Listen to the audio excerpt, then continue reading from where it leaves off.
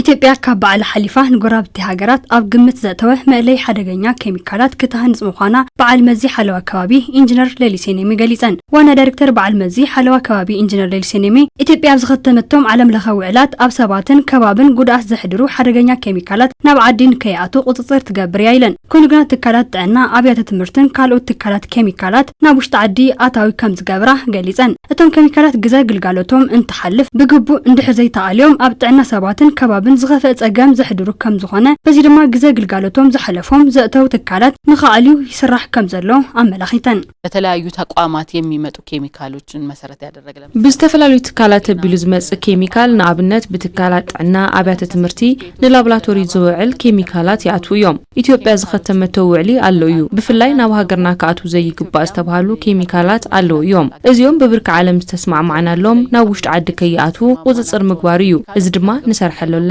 ቁጥጥር ማድረግ ነው። እሱን እያደረግን ነው የምንገኘው። በዓል መዚ ሓለዋ ከባቢ ሓደገኛ ኬሚካላት አበይን በየናይ ኩነታት ይርከቡ ዝብል መጽናዕቲ ዳህሳስ ከም ዝገበረ ዝገለጻተን ዋና ዳይሬክተር ኣብ ሚኒስትር ጥዕና ግዜ ግልጋሎት ዝሓለፎም መድሓኒታትን ኬሚካላትን ዘእለየሉ ቦታታት መእለይ ሃኒጹ ኣሎ ክብላ ተዛሪበን። ብተወሳኺ ዝኾነ ይኹን ትካል መእለይ ኬሚካላት ንኽጥቀም ኣድላይ ድጋፍ ቴክኒክ ይግበር ምህላው ሓቢረን። ማንኛውም ያመጣ ተቋም ከአደገኛ ኬሚካሎች ጋር ተያይዞ እንዲያስወግድ ይጠበቃል። ዝኾነ ይኹን ትካል ሓደገኛ ኬሚካል ካለየለዎ ሚኒስትር ጥዕና ዝተፈላለዩ መእለይ ኣብ ዝተፈላለዩ ከተማታት ሃኒጸሎ።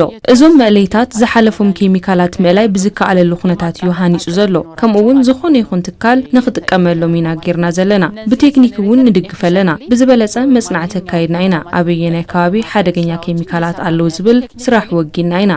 ሓደገኛ ኬሚካል ካብ ወጻኢ ብዝተረኸበ ድጋፍ መእላይ ጀሚርና ኣለና። እዚ ኬሚካል ንኣንዲሉ መሳርሒ ኣብ ሃገርና ስለዘይለ ናብ ወጻኢ ተላኢኹ ክእለ እዩ።